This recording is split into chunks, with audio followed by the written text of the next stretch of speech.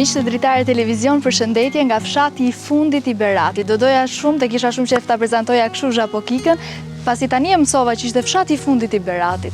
Jemi në femën Zhapokik dhe kemi ardhur për të mësuar për këtë minjer ari. Do thonë tani ata që na shikojnë, ka zbuluar Dritare Televizion minjerën e arit, jo, se kemi për atë lloj ari, por për atë pasuri e cila është pasuri e shëndetit tonë, për mjaltin.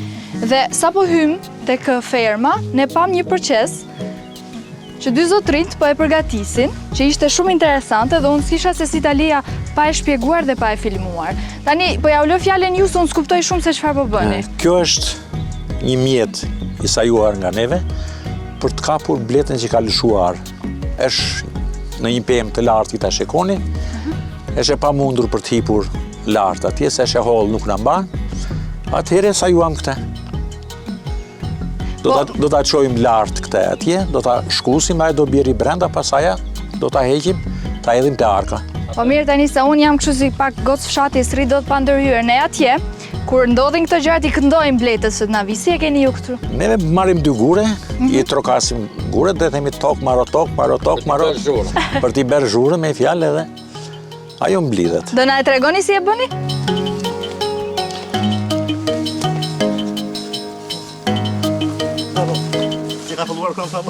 E sa larg mund të iki një blet kur lëshon?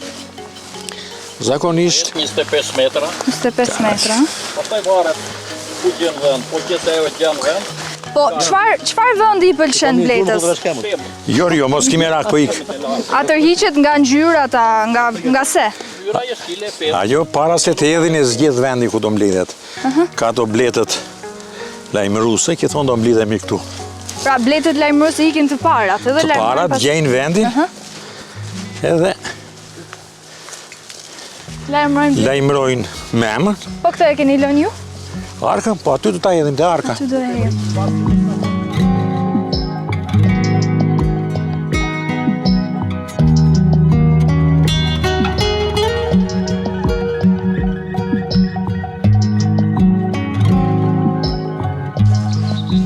Zotri Gzim, po pse ikën një blet? Sepse nuk e nxe me vendi brenda. Si puna jote që kur të shkosh atje tek vjera, ajo do ketë dhomë kuzhinë, s'kini kurrini, ose si puna ime, ndo që alkesni. S'kisha ku e mbaja brenda, ik tani, kryo familjen tënde. Do I bish me sfata saja?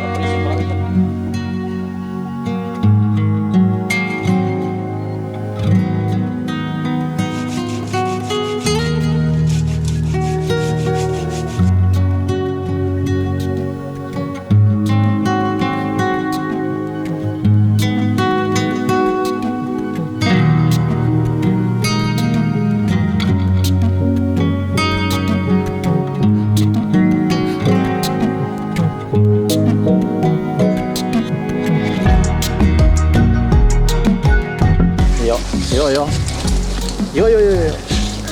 Lart, styj sa më lart. Jo, mi bjera saj bëm, tunde, se mban do, ti po tunde.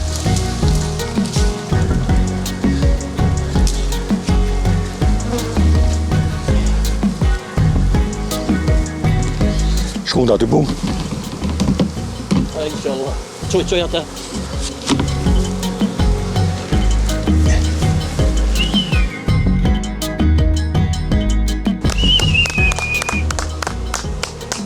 Tok.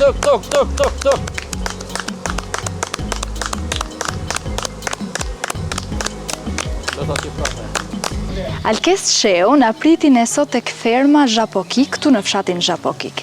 Alkes, dua ta filloj me një falënderim. Shumë faleminderit që na pritët. Faleminderit ju që erdhët këtu. Shumë faleminderit. Tani kjo është një mrekulli, me të vërtetë është shumë bukur, procesi, ferma, çdo gjë, po unë mendoj që çdo gjë ka një fillim dhe do doja të pyesja, si filloi e gjithë kjo? Në fakt ne si familje kemi traditë shumë vjeçare në Retari, diku te 140 vjet. 140 vjet. Po. Ka filluar stërgjyshi fillimisht, stërgjyshi Abedin Sheu me pak koshere, më pas gjyshi Halimi, gjatë kohës komunizmit kishim rreth 40 koshere. Dhe ka qenë, si themi, ekonomia kryesore e familjes, sepse me lekët që mblidhesin nga mjalti, është shkolluar babi, halla, të gjajtë dhe gjithë familja jonë. Domethënë kjo ka qenë tregtia juaj që atëherë. Po, përveç punës që bëni në shtet ka qenë ekonomi ndihmëse, mund të themi. Po tani sa koshere keni? Se po flisje kemi fillu me kaq. Po, afërsisht 100 koshere. 100 koshere. Po, do doja të pyesja për mjaltin e Mares. Është shumë i dëgjuar dhe shumë i veçantë. Çfarë ndryshon nga Në mjalti? fakt, mjalti e Mares nuk prodhohet në Zhabokik, prodhohet në zonë tjetër. Ne i mbajmë në Zhitom mbretët. Zhitomi është afër me Beratin. Pra, po diku bletët 20 kilometra. tuaja. Po, të tonat, po i zhvendosim. Kjo quhet nomadizëm, lëvizja e bletëve tjetër. Dhe qëndrojnë 2 muaj në mare, nga 20 tetori deri në fund dhjetorit. Dhe jo gjithmonë marrim mjalt, sepse duke qenë një mjalt vjeshtë dhe dimri, është i vështirë mbledhja e tij. Kjo ndoshta e bën të veçantë? Po të veçantë. Se është dhe më i vështirë. Fillimisht mjalti i Mares ka qenë shumë pak i kërkuar fillimisht, nuk me zi e shisnim, sepse nuk e dinim vlerat, por prej pak vitesh, prej 5 vitesh, ne nuk arrim të plotësojmë nevojat. Kemi mbi 1000 kg në vit kërkesa mjalti mare, por ne realisht prodhojmë deri në 300 kg, 400 kg maksimumi. Pra shitja është më e madhe se prodhimi. Më e madhe. Gati mbi 1000 kg prodhim ka kërkesa. Ky është një lajm i mirë, po do të thotë që edhe ju duhet të forcoheni që të rrisni pak forcën punëtore. Patjetër. Për sa i përket çmimit, Shqipëria ka një çmim të mirë të fakt të mjaltit të mare, sepse shkon te 20 euro, 25 euro kilogrami, ndërsa Italia, vendi ynë fqi, ka një çmim rreth 70 euro kilogrami, deri në 100 euro kilogrami, sepse vetë fjalë për mjaltin, ndoshta mjalti më kurus në botë. Është mjalti më i mirë për momentin. Jo të gjithë e dinë realisht, por që mjalti i Mares, sipas studimeve, është mjalti më i mirë në botë. Është bërë një eksperiment në Spanjë dhe del që është ilaçi më i mirë bimor kundër kancerit të zorës trash. Është studim që është bërë në Spanjë dhe Kroaci. Dhe del si mjalti më i mirë në gjithë botën. Se po më flisje pak për Italinë edhe për çmimet e Italisë për mjaltin e Mares, po doja të dija, shkon mjalti i Shqipërisë jashtë vendit? Po shkoj, unë çdo vit dërgoj në Itali, por jo për italian, normalisht për shqiptarë që jetojnë në Itali, bëjnë porosi në muaj ngushtë, më marrin telefon ose më dërgojnë mesazhe që bëjnë porosi për mjaltin e Mares. Dhe sa vjen dhe shtohet më shumë kërkesa, sepse kush e njeh mjaltin e Mares nuk i ndahet domethënë. Janë disa mjalte që janë shumë kryesor, që janë shumë kurus, është mjalti i Mares dhe mjalti i Lisit, i Shrebelit etj. Por mjalti i Mares dhe mjalti i Lisit janë më kryesorët në botë, që janë më të shiturit dhe më të kërkuarit. Unë do doja të flisja pak në fakt dhe për qumshtin e bletës. Shumë interesante më duket, nuk e di fare procesin dhe asgjë rreth këtij qumshti. Mund të më flasësh dhe më tregosh më shumë? Atëherë qumshti i bletës nxirret në muajt nga 20 prilli deri në 20 qershor. Gati 2 muaj është prodhimi i tij. Dhe për qumshtin e bletës kemi shumë kërkesa, kemi shumë çdo vit më shumë shtojmë prodhimin, shtojmë edhe kërkesat. Me qumshtin e bletës jemi gati në limit, mund të themi jemi afër kërkesave, nuk e se kemi më shumë nga sa kërkohet. Ndërsa për mjaltin që thash, mjaltin jemi me minus, kuptimin që shumë pak përballojmë krahasi me kërkesat. Qumshtin e bletës e keni filluar që prej hapjes së fermës? Apo është dashur pak kohë? Qumshi është vonë, ka filluar rreth kemi 5 apo 7 vjet që kemi qumësh blete. Sepse nuk ishit në diani apo sepse nuk mund ta prodhonit? Po dhe nuk kishim aparaturat e duhura, nuk kishim informacionet e duhura për nxjerrjen. Po në raport me çmimin? Sa është si ndryshon qumshti i bletës me mjaltin e Mares për shembull? Qumshi është sasia, domethënë, sepse qumshi i bletës është me mililitër. Ndërsa mjalti shitet me kilogram normalisht. Po si përdoret alkes qumshti i bletës? Atëherë ne kur japim qumshin e bletës, japim edhe mënyrën e përdorimit të qumshit dhe ndahet në bazë të moshës dhe të kilogrameve që ka personi. Por ne përgjithësi ndahet për qumësh për fëmijë dhe qumësh për të rritur, dozën për fëmijë dhe për të rritur. Për fëmijë varion është një shiring, 10 ml, që përdoret 0,5 çdo ditë, ndërsa për të rritur 3 shiringa, që përdoret 1 ditë, 1 ml në ditë. Zakonisht përdoret në këtë mënyrë, mbaron shiringa e parë, pastaj e dyta, pastaj në fund fare e treta. Dhe bëhet pak pushim midis tyre për të lënë pak trupin për të rigjeneruar, për të dhënë efektin e tij. Si merret qumshti i bletës? Qumshti i bletës merret çdo mëngjes, një gjysmore para buke. Dhe personi duhet ta marrë përgjithsisht në një kohë që është kohë e freskët, zakonisht preferohet muaji maj, qershor, dhe pastaj në vjesht, shtator, tetor derisa vjen viti pasardhës. Këshillohet të përdoret 1 vit e gjysmë nga prodhimi, domethënë. Në rast se prodhohet sot, Duhet të rish një vite gjysmë deri kaq, pastaj më vonë pastaj efekti i tij fillon dhe bie, nuk është më si më parë. Alkes, ne folëm pak para dhe bashk, po edhe kam dëgjuar shumë për mjaltin lofatës. Po. Di që përdoret vetëm në Zhapokik. Po. Në fakt në vendet ku ka lofat. Por këtu duke qenë se është një vend që ka shumë lofata, mund të jenë me mira, mbi 5000 rrejnë lofata që janë në gjithë fshatin, dhe po të vish në prill këtu, i gjithë fshati është vetëm roz, i gjithë. Nuk pra është ngjyrë roz, i gjithë fshati. Zakonisht ne mjalt lofate kemi marr shumë rrallë, në fakt. Kemi marrë çdo 5 vjet, çdo 6 vjet, sepse siç thash pak më parë, duhet të kesh bletë të forta që në prill zakonisht nuk është se janë të rralla që janë të forta. Po kur thua bletë të forta, çfarë nën kupton? Sasi, numër? Numri i bletëve në koshere. Do të jetë bletat jetë në kat, 2 katëshe, të ketë arritur maksimumin e mundshëm.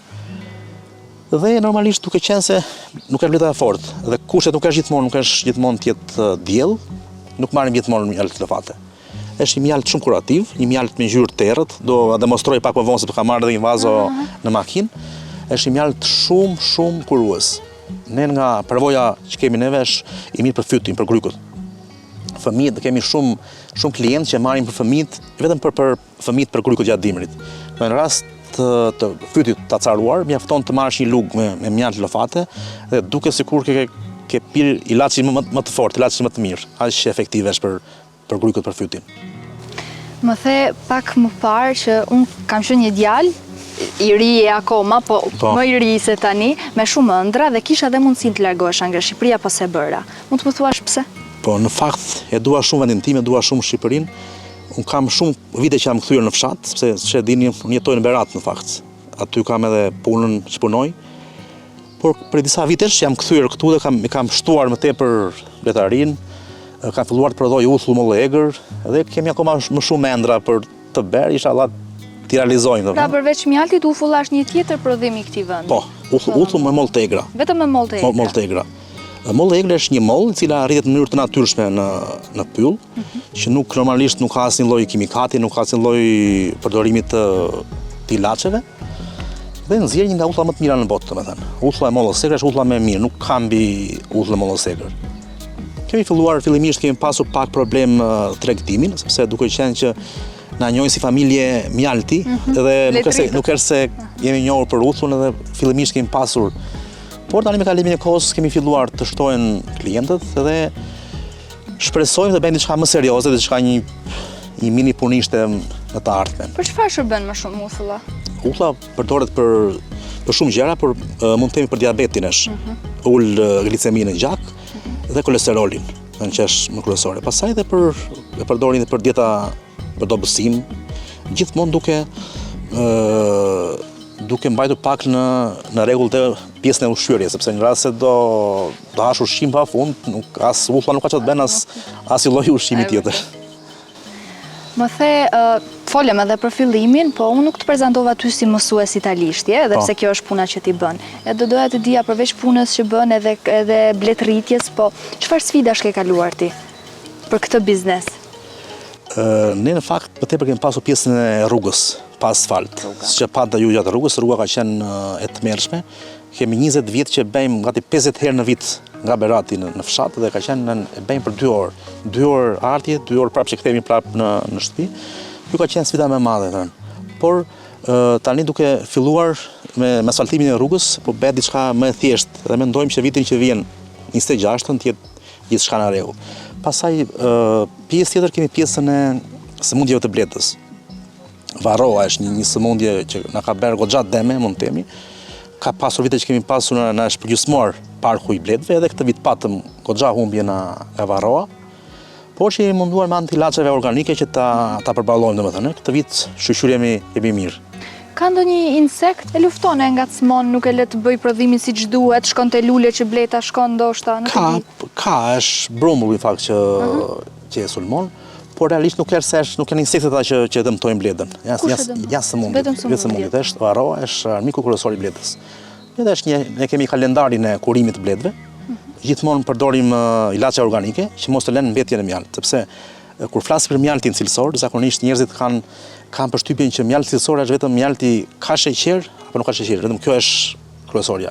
Por përveç saj që është normalisht është kryesore, më kryesore është ilaçi kurimi, sepse në rast se nuk është organik ilaçi, lë mbetje në mjalt. Normalisht mbetja është kancerogjene dhe nuk është e mirë për njeriu. Po përveç sheqerit edhe kësaj që më the, ka disa pika tjera që e dallojnë një mjalt të mirë nga një mjalt më pak i mirë se mjalt. Përgjithsisht mjalti ngrin dimër. Themi kristalizohet në gjuhën shkencore, por që nuk mund të themi eksaktësisht, domethënë nuk mund ta dallojmë eksaktësisht. Ngrin ndimër mjalti, por ka disa mjalte që nuk ngrin.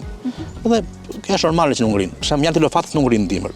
Ne kemi marrë vjet mjaltin e parë, kemi mjalt lofat e vjet dhe nuk ngrin mjalt lofatës. Pavarësisht se është shumë i mirë, por prapë nuk ngrin. Por disa njerëz domethënë keq kuptojnë, domethënë duke parë që mjalti nuk ngrin thonë që ky ka ndonjë hile që nuk ka ngrirë. Por realisht mjalti lisit, mjalti lofatës, çfarë janë mjaltet që prodhohen në pyll jo nga nektari, nuk ngrin. Kjo ndodh për shkak të glukozit, sepse ka glukozë të ulët. Një mjalt nëse ka glukozë të ulët, nuk ngrin. Duke pasur kjo është faktor kryesor.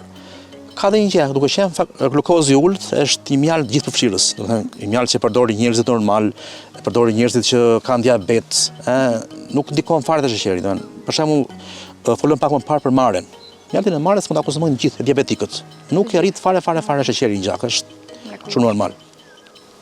Po, për shembull, çfarë e dallon një mjalt i një lule me një lule tjetër? Ja, për shembull, po shoh disa lule këtu, nuk e di nëse në të gjitha lulet merret mjalt. Ky është tërfili. Tërfili, ky këtu i bardhë. Ky është mund të themi mizotrus, te mjalti i jon shumë lulësh, sepse në mjaltin kryesor kemi shumë lulëshin. Shumë lulëshin. Do vjet fjala që përfshin gjitha lulet e muajit maj qershor. Dhe kryesore kemi tërfilin këtu. Në tërfili është gati 70% të gjithë fshatet është tërfil. Po shikosh patet e rrugës, gjithë rrugët, gjithë natyra këtu është vetëm me tërfil. Dhe për shembull, ne që merrem me këtë punë, për shembull, e kuptojmë kur marrim shumë lulshin, themi që këtë vit është mizotrus tërfili, apo është nga aroma, nga ngjyra, nga shija, nga aroma, për shembull, tërfili ka një aromë tjetër. Kur e hap vazon e mjaltit tërfilit ka një aromë, për shembull, që ne që kemi kohë e njohim më një herë, domethënë. Ca mjalti shërbelit, kur ka shumë shërbel, mjalti ka shumë nektar shërbelit, ka aromë më të rëndë, është më fortë se tërfili. Por që normalisht nuk ka të sasinë e tërfilit, sepse ka më pak shërbel sa tërfil në zonën tonë. Sa kohë i kushton procesi të bletëritjes? Shiko, zakonisht thuhet që bletëria është e thjeshtë, mjafton vërin kollare, thonë njerëzit, edhe nuk ka nevojë fare, është e thjeshtë. Por realisht kur je profesionist bletësh, kur ke një sasi të madhe ose një numër të madh bletësh, nuk është me sport, është një punë që kërkon shumë pasion çdo muaj të vitit. Fillon që nga janari deri në dhjetor ka vetëm punë.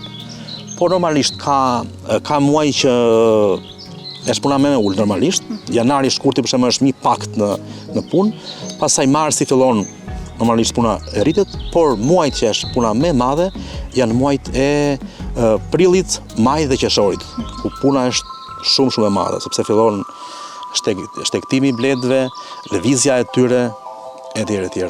Fillon rohitja që pam dhe në fillim të filmimit.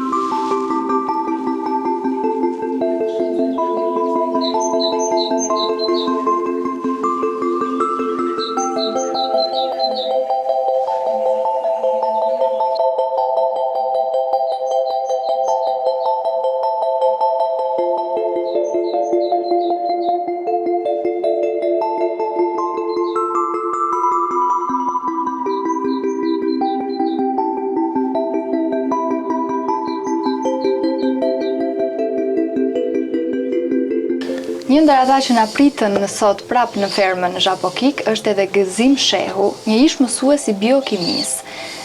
Është babai i Alkesit që dëgjuat më parë. Gëzim, faleminderit shumë që na hape dyert sot.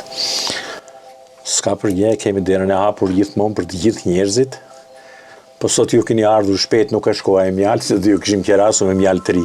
Ky mjalti që është këtu, është mjalt i vitit kaluar, është mjalt lofate. Shumë i mirë ishte. Fshati jonë është pothuajse i mbjell me lofat, që kur tjetë plantacion i mbjell nga njeriu. Gjithandej është lofat. Do ishte bukur të kishte ardhur muajin prill ose mars, fund marsit, është komplet fshati i kuq nga lulet e lofatës. Jep këtë mjalt, bleta përveç mjaltit, ka dhe prodhime të tjera që janë shumë të domosdoshme për njeriu. Qumshi i bletës ka marrë një rëndësi të madhe sot dhe ka një tërheqje goxha të madhe. Njerëzit tani kanë filluar të janë ndjejnë leverdin dhe ka kërkesa të bollshme për qumësh blete. Ne kemi pasur kërkesa jo vetëm brenda Beratit e në Shqipëri me fjalë, po edhe jashtë shtetit, duke filluar që nga Italia, Gjermania, Anglia, edhe në Amerikë kemi çuar. Nuk ka ndonjë problem në transport? Asnjë lloj problemi? Problemi transport qumshi i bletës futet në shishe, janë shishet e errta. I fusim kamber kalep prej shkumdetit, që futen brenda shkumdetit, dhe janë disa termus të vegjël që ruajnë temperaturën. Dhe kryesisht ne kemi bërë transportin me avion, do që shkon brenda ditës. Në cilin shtet kërkohen më shumë? Më shumë, mua më kanë kërkuar ishë në sensit e mi nga Anglia. Në Angli. Në Angli më kanë kërkuar shumë. Mjalti i Zhapokikës deri në Angli. Deri në Angli. Po janë refugjat zonës me fjalë të Beratit dhe shokët e tyre, domethënë ecën këtu duke prezantuar shokët e tyre. Dhe kjo ka qenë. Ndërkohë po më thoje që ajo tuki në dorë lidhet me qumshin e bletës. Kjo lidhet me qumshin e bletës. Këto janë kubzat këtu. Para se të nxjerrësh qumshin, unë këtë e fus për 3 ditë tek bleta. E fus bosh, pa i futur vezët e bletës këtu. Vetëm për ta pastruar bleta dhe për t'i dhënë atë erën e saj.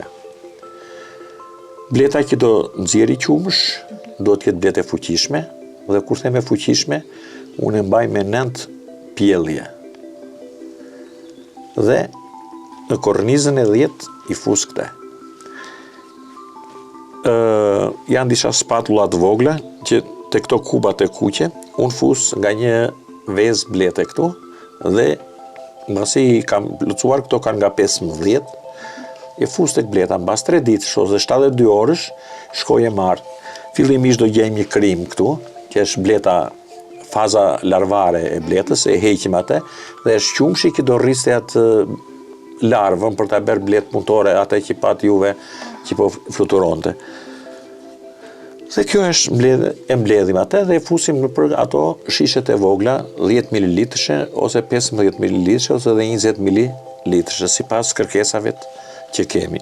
Bleta riprodhimin është vetëm një në terrat ushtri të madhe që kalon nga 40.000 deri në 70.000 tek bletët e fuqishme individ, që janë 3 lloj individësh, është bleta punëtore, është imi, bleta punëtore, mashkulli dhe mema, ose ama, siç e flasim neve te grupi i Zoomit. Mema është vetëm për të pjell vezët. Dhe sa më mirë të jetë mema, sa më pjellore të jetë mema, aq më rasti që kishim sot, arka ishte mbushur me blet, nuk mbante me blet, u detyrua që gjysma e ushtrisë që ishte brenda në ark të lëshohej terroriste, dhe ka mbetur gjysma tjetër atje. Unë do vetë ta kontrolloj atë blet, sepse ajo blet ka çibuk të tjerë brenda. Çibuk quhet fazat e zhvillimit të amës, nga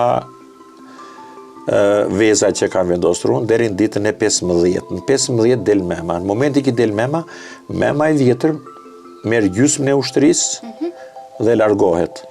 Këtu rri mema e reja, ajo që ka dalë. Por në qoftë se do kemi çibuk të tjerë, ama që dalin ema të tjera, ajo ndahet përsëri në 2, në 4, vazhdon të ndahet, edhe nuk merr mjalt nga ajo. Atëherë, detyra ime çfarë është? Do shkoj të gjitha çibukët e tjerë që janë pa dalë, do shkoj t'i nxjerr, do t'i prish ata çibuk, dhe ajo blet mua nuk më rojit me. Në qoftë se unë e mbaj për shtesë, Unë ata çibuk i marr me 2 korniza miz dhe i fus në arka të tjera. Dhe gjatë kohës, ato bletë të tjera të fuqishme, ju marr nga një kornizë me pilli dhe ose me miz dhe e fuqizoj atë deri në dimër. Kjo është punë e bukur. Do ma shpjegosh pak si e mbledhni ju bletën pasi ka ikur? Ajo lëshon dhe shkon e mblidhet me një pemë. 20-30 metra. 20-30 metra. 30 Çfarë metra. e tërheq apo thjesht? Ajo do iki, do lvizi, po para se të shkojë aty tek pema, ajo ka dërguar ato ato bletët jurmuse që kanë zgjedhur vendin ku do ulen. Unë kam fatin e keq se gjitha pemës tu rreth e qark në largësi 25 metra të larta të gjitha dhe siç e pat dhe vetje sa lart ishte mbledhur. Dhe basi e mbledh atë, e futëm tek arka atje. Arkës i futa 3 korniza të reja, me gjithë se e donë të 5. Unë 3, se po nxitoja se isha vetëm. I futa 3 korniza. Procesin se si e ula me kovë që lartë e patë, me gjithë se ishte e vështirë, se isha i pa përgatitur për atë punë, dhe e bera me ristela atë kovën. Ajo doj një drunjë qikë më të fort, që të mos lëkundej. Dhe ta kisha të fort, që ta godisja emra atje, bjen kova ajo, edhe ul me njerë, e derdhë tek arka. Kur thua isha i pa përgatitur, një blet ta lë të kuptosh se kur ajo e ka Po, në fazën që të lëshon? e le, më të tregon, se ajo ka nxirë çibukun në përpara, po unë duke pasur shumë, duke qenë një çik plak, nuk i harri dot që ti kap të gjitha në kohën e duhur me një fjalë. Zotë Gzim, kur e keni nisur profesionin e bletëritësit? Tani unë kam pasur 2 kështu shkallë, ose 3 periuda të them. Periuda e rinis, kam bajtur i matë, po unë nuk shkoja fare. Shkoja e ndihmoja vetëm për të vjellë, dhe vetëm centrifugë. Pasaj mbasi iku babi në botën tjetër, më mbeti mua bara, filloj të merresha, por të kujtoja dhe në beja të punë që kishte bërë babi. Po në kohën e verit s'ka pasur këto smundje që janë, jo varetoza, jo osteoporoza, jo smundje të ndryshme, pjesë amerikane, pjesë europiane, nuk s'janë njohur në atë. Pas ka qenë për blet, për dikë pas ka qenë e mirë kohën e verit, për blet. Ka qenë, neve jemi rritur me blet, jemi shkolluar 3 fëmijë me blet. I matë merrte vetëm 1 milion, merrte vetëm 1.000, si thonë, 1.000 lekë të asaj kohe, pension lufte, me merrte 700 lek, 600 lek, 500 lek në muaj në kooperativ, në një kohë që bursa ime ishte 3.600 lek. Dhe ju shkollua duke shitur mjaltin? Duke shitur mjalt, po mjaltin para 90 s'kishte çmim goxha të lartë, dhe po të bëjmë një krahasim, atëherë çmimi ishte 250 lek. Aq sa ishte rroga ime si drejtor. Në rroga ditore ime si drejtor ishte 250 lek. 250 lek ishte dhe kilja e mjaltit. Që takon sot, tjetë 50.000 lek, dhe nëse aq është rroga i drejtori sot rroga ditore. Me që ishim të cilësia e mjaltit, mund të thuash ku dallon një mjalt me cilësi të mirë nga një mjalt me një cilësi më pak të mirë? Mjalti nga cilësia dallon vetëm nga lloji i kullotës. Unë më pëlqen shumë mjalti i bregdetit, që është mjalti i agrumeve, i portokalleve, i mandarinave. Shokët e mi Sarandë, për shembull, i kanë vjellë tani, që po flasim bashkë. Ndërsa tek neve, dhe për zonën tonë mbajt mjalti i shërebelës. Kjo zonë ka shumë shërebel. Ka shumë shërebel. Terpani, Qorogjafi, Reova, Zhabokika, dhe kanë mbajtur para viteve 90 peshën e madhe bashkë me jetësinjën të shërebelës që mbledhëm. Dhe kooperativa jone kishte 600 kuintal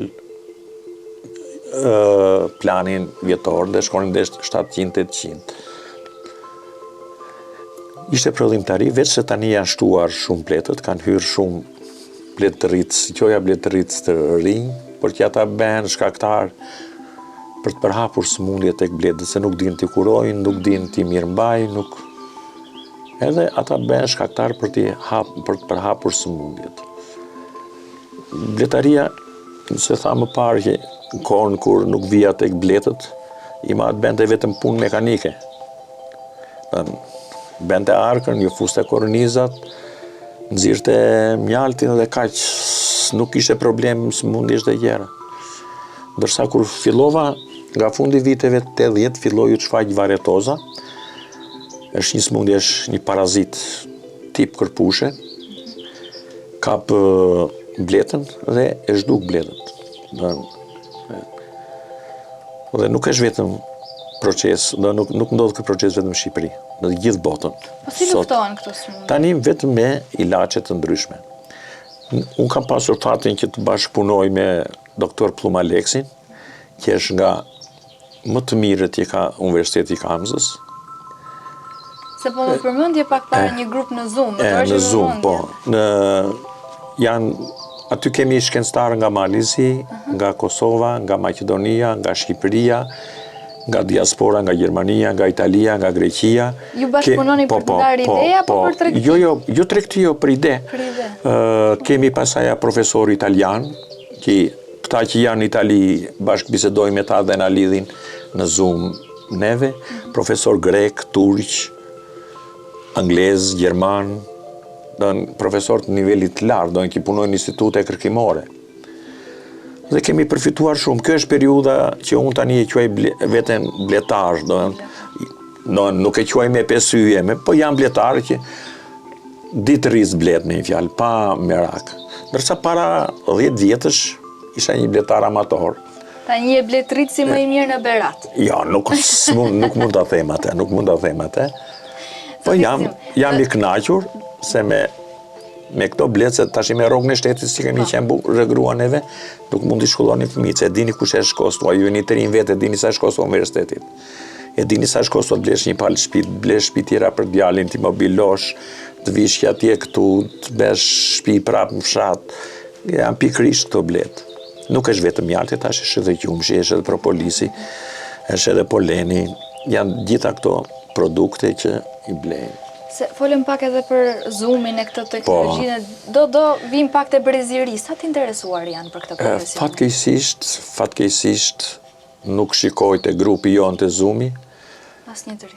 Nuk shikoj shumë pak. Kur them të rinj, bet fjalë mbi 40 vjeç. Do të mosha juaj universitar dhe kështu s'kam para asnjë tek Zoomi. Ne jemi gati 3500 veta, që nga Amerika e këtu me fjalë që lidhimi e Po si pas jush pse ndodh, nuk flitet sa duhet? Jo, flitet, po janë të interesuar, ju pëlqen qefi, se bleta është punë, se gjithë kanë idenë që bleta është punë sport, je punë qefi, je punë ashtu, jo, është punë me djerës, është punë që lodhesh.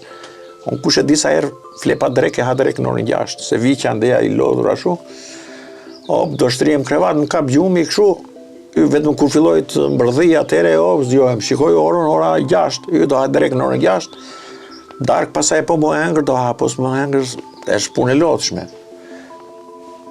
Megjithatë,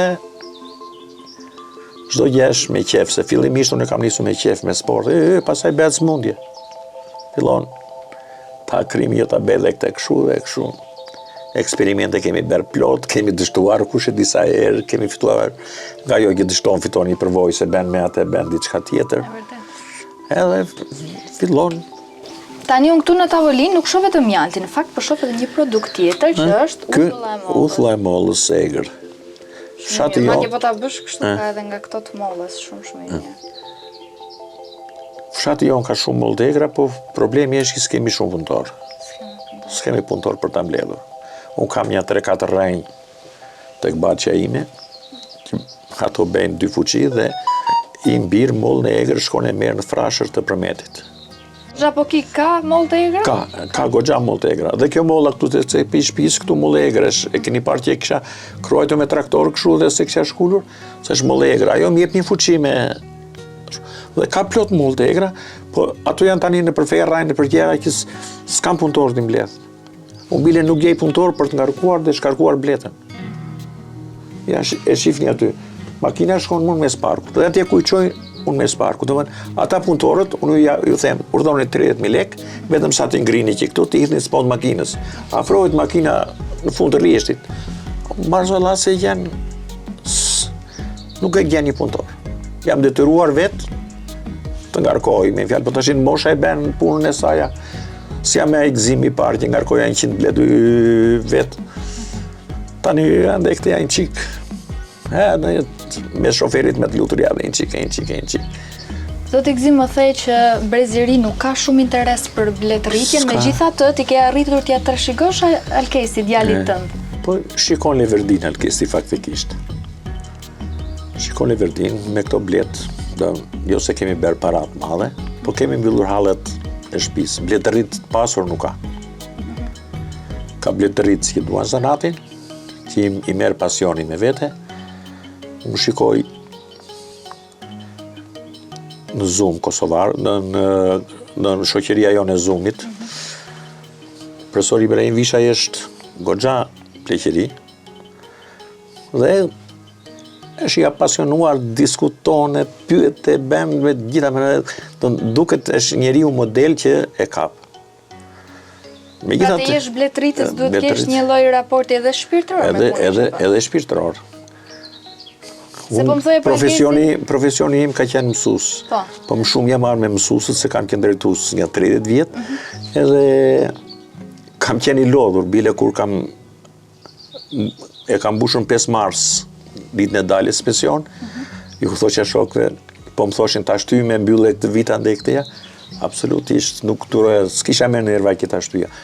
Ndërsa kur hynte bletët, i harron gjitha hallet, edhe hallin e madh keq në shtëpi, je i përqendruar aty, po shikon si po ecën puna, ç'a defekti ka, ç'a do besh.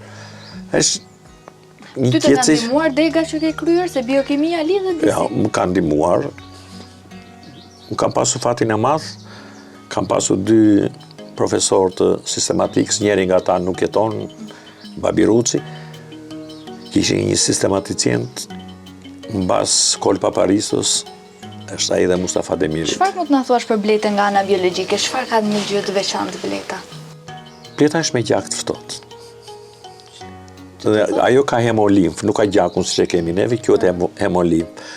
Dhe me ngritjen e temperaturës, ajo bëhet aktive siç është tani. Ndërsa kur vetë minus temperatura, ajo është në gjumë, themile, siç bjen zvaranikët në gjumë. E njëjta gjë edhe bletët. Bile një shoku jon kishte bërë një eksperimentit, kishte mbushur kavanos me bletë dhe kishte futur tek lloma e akullit në frigorifer, kishte ngrirë gjitha. E mori që aty e nxori e la kavanozin diell, u ngjallën gjitha fluturuan. Po mirë, unë kam parë që dalin dhe ndihmër, për shkak si shpjegoj. Ato dalin për të kryer nevojat personale. Po nuk punojnë. Nuk punojnë, po s'kan ku shkojnë, se bleta punon kur ka për të ngrënë. Nëse ajo do gjej jashtë, del jashtë. Po ndonjë lule dimërore nga këto lule nuk prodhohen aty, prapë edhe për gjetën. Këtu tek neve nuk ka, se këtu ku jemi neve, fundin e ndorit bëhet akull, domethënë rrëshqet. Unë në 10 tetor, 15 tetor, 5 tetor, domethënë si të hapi marja, do ai fshati atje Zhitomi, i çoj atje. Marr një dorë. I zhvendos nga këtu atje? I zhvendos nga këtu i çoj atje. Pse, çfarë ka aty? Aty ka mare, koqimarja. Okej. Erikarborea si quhet në latinisht. Dhe po të kesh bletë forta, aty merr prodhim të bollshëm dhe nuk i plotson dot gjithë klientët. Zoti Gzim, unë nuk e di tani, unë nuk kam më pyetje, po do doja shumë të më thoje diçka që ti vetë ke merak të na tregosh neve audiencës, si mua Brezit Ri, si gjithëve ata cilët na shikojnë. Meraku im i madh është vetëm ky që po shikoj shumë pak të rinj, shumë pak të rinj që merren me bletën. Shumë pak të rinj. Dhe nuk është vetëm problemi jonë. Të njëjtën gjë edhe ata profesorët italianë që punonin në Institutin e Palermos. Dhe njeri që punon në Zvicër prapë, zviceranët me bletën ka ecur shumë, janë ndër të parët që kanë prodhuar ilaçet për zhdukjen e morrit të varroa destruktor. Dhe zviceranët kanë ecur goxha kështu, por dhe atje është njëjti problem si këtu që Brezi i Ri se ka. Tani është koha e elektronikës. Në këtë që the, unë doja të thoja që unë jam rritur në një familje besimtare dhe për ne krijesa më e shenjtë në këtë tokë është bleta. Unë doja ta mbyllja vetëm duke thënë që Zoti ju bekof për punën që bëni. Dhe inshallah kam sa më shumë kërkesa nga Brezi i Ri. Faleminderit. Inshallah e duam dhe ne këtë.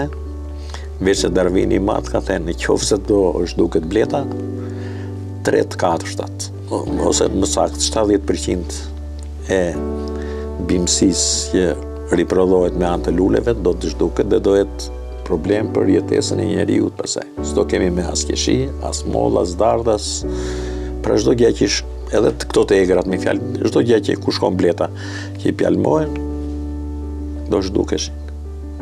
S'do lini pasardhës, po mos ishe bleta, mos Ka që rëndësishme është ka që rëndësishme është bleta. Shumë faleminderit zot Egzim. Faleminderit dhe juve, rrofshi se u munduat që nga larg, ju uroj veç suksese. Ju falenderoj shumë. Suksese dhe televizionit tuaj.